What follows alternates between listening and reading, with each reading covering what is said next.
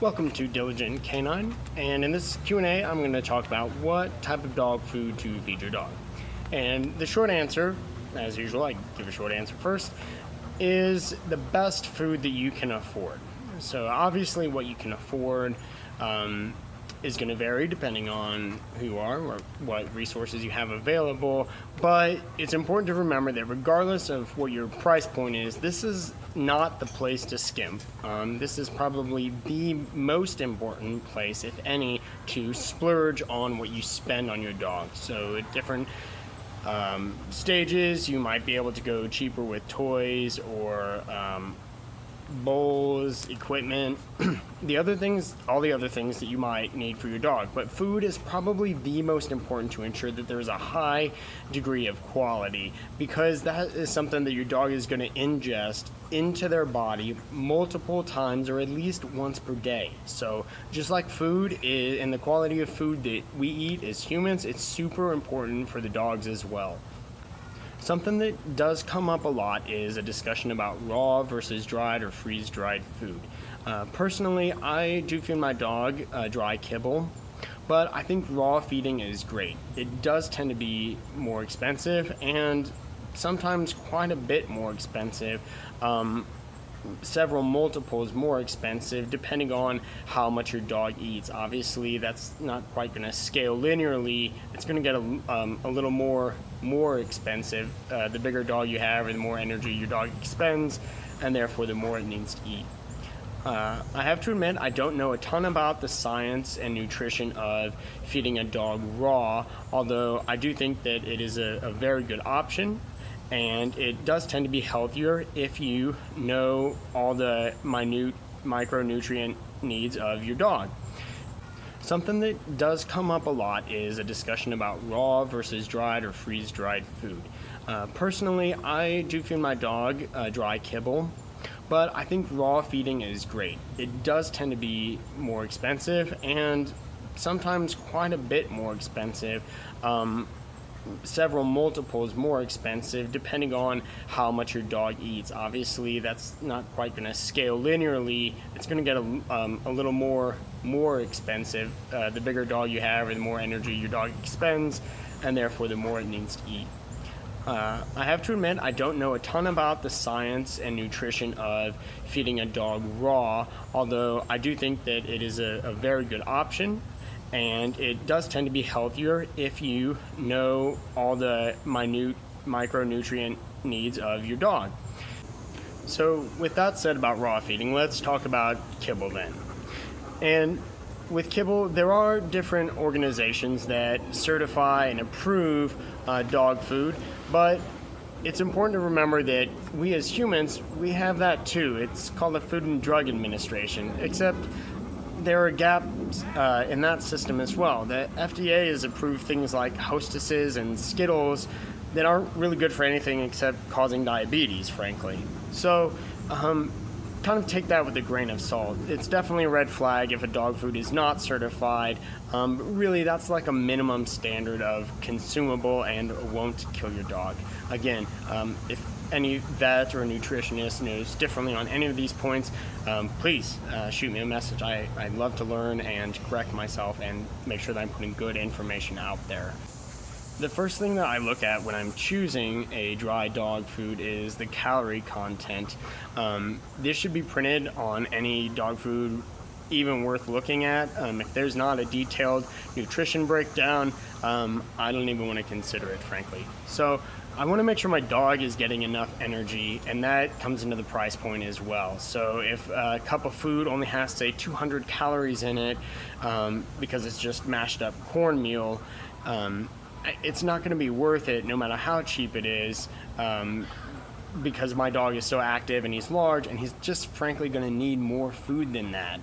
Never mind the nutritional density.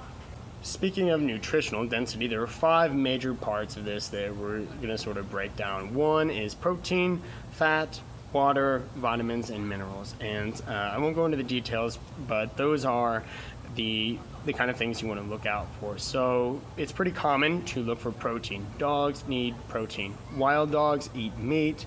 Wolves and other wild canids, they eat meat. And in fact, most of the vegetables and vitamins and minerals that they consume come from the stomachs and organs of the meat the animals that they themselves are consuming. So I want to see that the meat, whether that is pheasant, dove, quail, chicken, bison, I want to make sure that meat is the number one ingredient in the dry dog food that I'm buying. The next thing that I want to look for is that there are no fillers that come immediately after that. Remember, ingredients are listed by volume, so the number one ingredient on the ingredients list is the ingredient that there is the most of in the food. And the last ingredient is the ingredient that there is the least of in the food. So I'm going to make sure that there aren't just junk fillers in there that don't really have any nutritional value. Things like beet pulp are common. Even corn and potatoes are commonly used because they're cheap to produce, and they're not terrible, but just like for humans, they don't have a lot of nutritional value to add. So I want to make sure that there aren't a bunch of fillers after meat as the first ingredient. I also want to make sure that there's no junk in there. If there's things that I don't know what they are, I need to be responsible and learn what those things are and why they're in there. It could be that it's just a scientific name that sounds funny, but it's just a B vitamin or something. That was mentioned on the Hits podcast about nutrition. Ideally, I like my dog's food to be corn, wheat, and soy free as well. Having that standard kind of ensures that extra artificial junk is pulled out of there. I do happen to feed my dog a cage-free chicken dry dog food, dry dog food by Diamond Naturals, their extreme athlete formula, that has cage-free chicken. So that brings me to the next point, which is meat meal, whether that is chicken meal or chicken byproducts. What that means is it's kind of like hot dog stuff, or it's the remains of the non-harvestable meat, anything but meat, so things like organs and bones and other entrails, all sort of like ground up. Now, for humans, I guess, again, if I'm incorrect on this, I'd love for somebody to point that out and provide me some better information.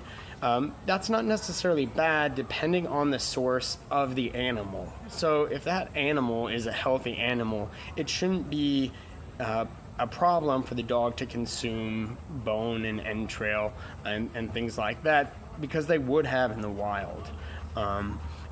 In contrast, if that dog, or that animal rather, has been poorly raised and injected with lots of chemicals and hormones, or fed food that has lots of hormones and chemicals, pesticides on it, then that's also what the dog is consuming when it eats that. I want to point out a couple other things here as far as your role as a human in feeding your dog, and that is how much and when to feed your dog. So when to feed your dog depends on what kind of activity they do. Usually twice a day is pretty common for most people, but you might feed your dog up to 3 or 4 times a day. I've mentioned this in other videos. That depends on your training routine as well, and if you're feeding your dog little bits throughout the day because you're making it work for its food, that's great. But what you also want to consider is if your dog is the type of work that it does or the type of play that it does is a long hike, you don't necessarily want it to eat the majority of its food right before that happens. The dog will get bloated just like you or I would feel bloated if we ate a huge meal and then went and worked out. So it kind of needs to be spaced proportionately throughout the day. Right now, I'm feeding my dog Dean once a day, but again, I'm doing some specific training with that and really trying to get him focused and warmed up to his outdoor kennel, so I'm concentrating a lot of food and a lot of reward on that. When it comes to how much food to feed your dog, the biggest and best indicator is going to be their weight. So how much your dog weighs, you can sort of keep as close of an eye on this as you want to. I take my dog to the pet store or about once a month or so, just for generalizing his training, but they happen to have a scale there. So I check his weight about once a month, and I know where he's at a healthy weight, about 75 pounds or so. And I know that when he starts to get down under 73 pounds, then I need to feed him some more.